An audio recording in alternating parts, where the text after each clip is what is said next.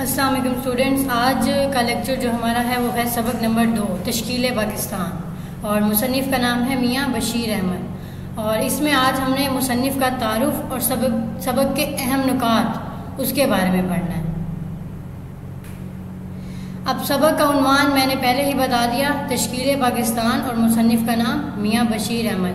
یہ صنف کون سی ہے؟ مضمون نگاری، اور ماخذ کارنامہ اسلام۔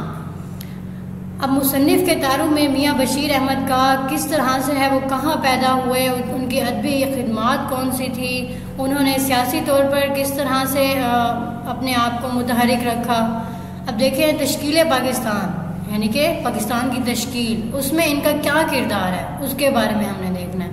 پہلا ہے میاں بشیر احمد سن 1893 میں برطانوی ہندوستان کے پہلے چیف جسٹس میاں شاہ الدین ہمایوں کے ہاں لاہور میں پیدا ہوئے، ٹھیک ہو گیا۔ پھر سیکنڈ ہے میاں بشیر احمد کے والد میاں شاہ الدین ہمایوں لاہور کے ممتاز سماجی اور ادبی شخصیت تھے، جو علامہ اقبال کے ادبی سرپرستوں میں سے تھے، جن کو اقبال نے اپنی مشہور زمانہ نظم اے ہمایوں میں خراج عقیدت پیش کیا ہے۔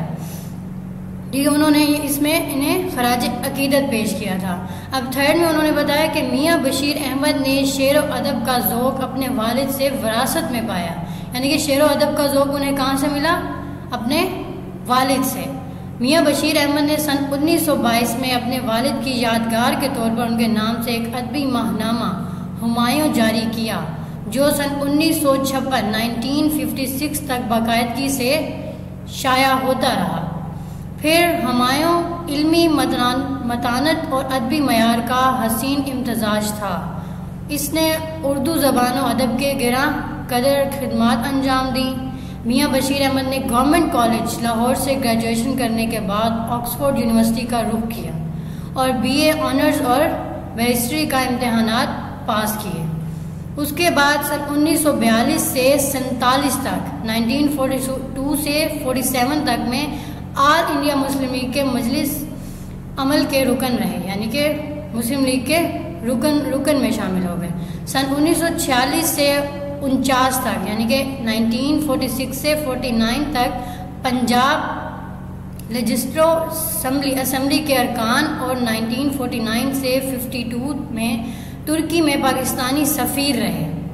میاں بشیر احمد تحریک پاکستان کے ممتاز رہنما اور پنجاب مسلم اسٹوڈنٹس فیڈریشن کے پہلے صدر بھی رہے، اور ذمہ داری خود بانی پاکستان قائد اعظم نے انہیں سونپی تھی، یعنی کہ قائد اعظم نے ہی انہیں یہ ذمہ داری اسٹوڈنٹس کی جو فیڈریشن تھی اس میں ان کے صدر بنایا، یہ ذمہ داری قائد اعظم نے ہی انہیں سونپی تھی۔ میاں بشیر احمد کا شمار قائد اعظم کے قریبی ساتھیوں میں ہوتا تھا، اور قائد اعظم سے ان کو دلی لگا ہوتا۔ میاں بشیر احمد شاعر بھی تھے، اور تحریک پاکستان کے دنوں میں ان کی یہ نظم بہت مشہور ہوئی، ملت کا پاسباں ہے محمد علی جناح، یعنی کہ یہ نظم جو انہوں نے لکھی وہ کب لکھی، مشہور کب ہوئی؟ جب تحریک پاکستان یعنی کہ قرارداد ان کی منظور ہوئی تھی۔ اب دیکھتے ہیں آگے ہمارے سبق تشکیل پاکستان کے خلاصے کے لیے اہم نکات کون سے ہیں، یعنی کہ اس میں کس کس بات کو مد نظر رکھا گیا ہے۔ اب پہلا ہے ہندوستان میں اسلامی حکومت، پھر ہے مسلمان مصلحین، 1857 کی جو جنگ آزادی تھی وہ، پھر ہے علامہ اقبال کا خاص اسلامی فلسفہ، یعنی کہ علامہ اقبال نے جو اسلامی فلسفہ دیا تھا اس کے بارے میں ذکر ہے، پھر ہے تقسیم بنگال، یعنی کہ سن 1971 مخالفت اور اردو ہندی تنازع، یہ دونوں ایک ہی سن میں شروع ہوئے تھے، تقسیم بنگال کی مخالفت بھی اور اردو ہندی تنازع بھی سن 1971 سے 73 کا یہ ہے ٹائم پیریڈ۔ عدم تعاون کی تحریک، سن 1937 کی کانگریسی وزارتیں، قائد اعظم اور مسلم لیگ کی قیادت، اس کے بعد ہے اختلافات اور فسادات، انگریزوں کی آمد، فرائضی تحریک اور سر سید کی کاوشیں، یعنی کہ سر سید کی کوششیں، علی گڑھ کالج، یعنی کہ علی گڑھ کالج کب بنا، جنگ عظیم اول، نہرو رپورٹ اور 14 نکات، مسلم تنظیمیں، اور پھر سن 1945 سے 46 کے انتخابات، قیام پاکستان اور مسلمانوں کا نسل۔